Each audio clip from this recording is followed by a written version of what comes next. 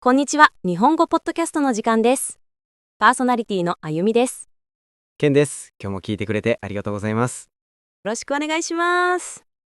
はい、よろしくお願いします。今回のテーマは、私が今一番知りたいことなんです。お、何ですか？この前、古くて大きなお寺に行ってきたんですよ。いいですね。お寺の雰囲気は素敵ですよね。すごくリラックスできました。でも、お祈りするときに困ってしまって、何かトラブルですか？正しいやり方が全然わからなかったんです。作法ですね。周りの人をこっそり見て真似をしたんですけど、それが合っているかどうかも不安で、見よう見まねってやつですね。そうです。ずっとキョロキョロしちゃいました。わかります。実はお寺には独自のルールがいくつかあるんです。やっぱり、今日はそれを詳しく教えてください。もちろんです。しっかり解説しますね。まず、お寺の入り口に着いたらどうすればいいですか？大きな門がありますよね。はい、山門ですね。そこで帽子を取って一回お辞儀をします。一礼ですね。これは挨拶みたいなものですか？そうです。仏様の敷地に入らせてもらう挨拶です。なるほど。歩く場所はどこでもいいんですか？できれば道の端を歩くのがいいですね。真ん中じゃなくて端っこですか？はい。真ん中は仏様が通る道だと言われていますから。へえ、私堂々と真ん中を歩いていました。まあ知らなければ仕方ないですよ。次は端を歩きます。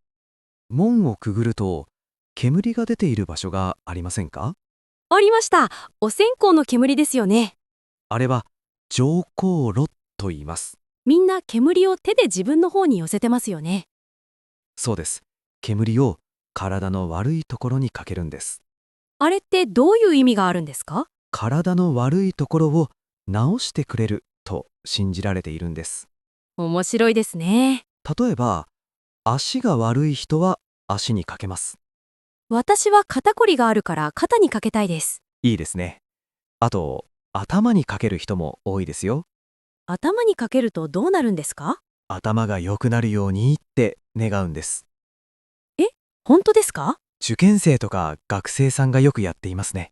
私、日本語がもっと上手になりたいから頭にたくさんかけます。うんうん。願いが叶うといいですね。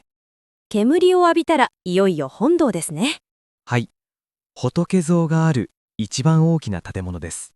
ここからが一番緊張します。まずは静かにお賽銭箱の前に行きます。お金を入れる箱ですね。ここでお金を入れるんですが、投げちゃダメですよ。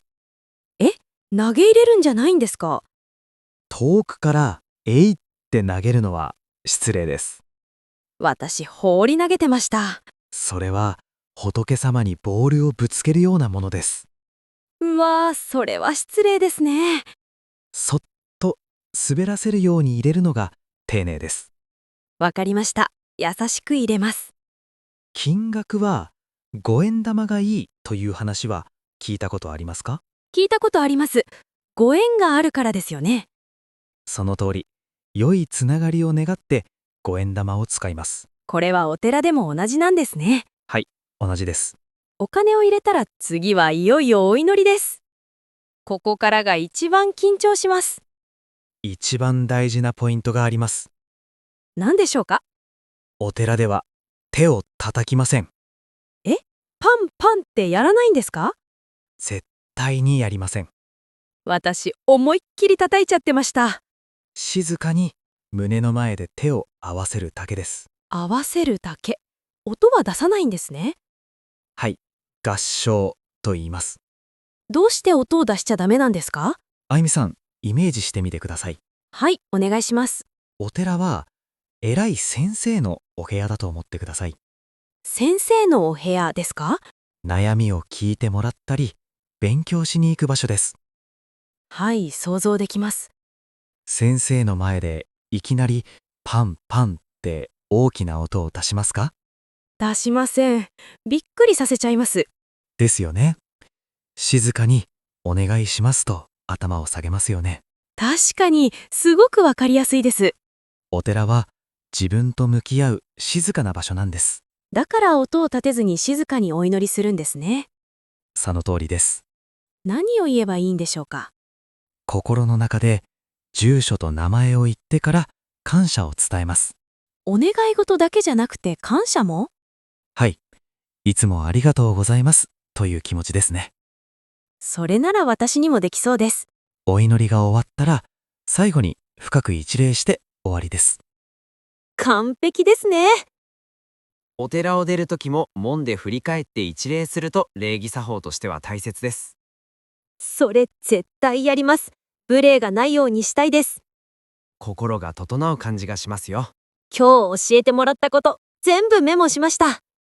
では大事なポイントを3つにまとめましょお願いします。う。1つ目、門の真ん中は歩かず端を歩くこと。真ん中は仏様の道だからですね。2つ目、お賽銭は投げずそっと入れること。スポーツじゃないですからね。3つ目、お祈りは手を叩かず静かに合わせること。驚かせないように静かにお祈りしたいですね。これだけ覚えておけば大丈夫です。自信がつきました。それでは今日の会話から便利なフレーズを3つ紹介します。私が使った言葉もありますね。はい。1つ目は見よう見まねです。他の他人の真似をしてやってみるということですね。やり方がわからないときに見よう見まねで作ってみましたのように使えます。最初はみんな見よう見まねですよね。そうです。2つ目は心が落ち着くです。リラックスして平和な気持ちになることですね。お寺に行くと心が落ち着きますとか、この音楽は心が落ち着くと言えます。私、カフェでコーヒーを飲むと心が落ち着きます。いいですね。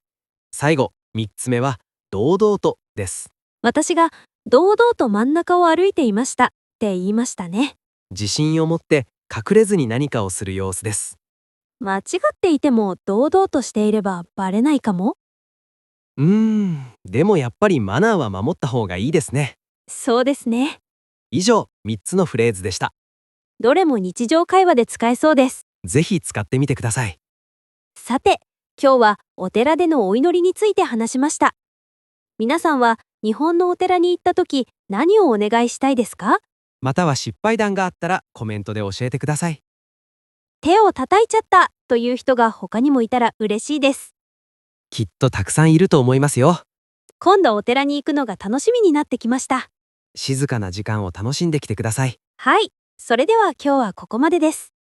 また次のエピソードでお会いしましょう。聞いてくれてありがとうございました。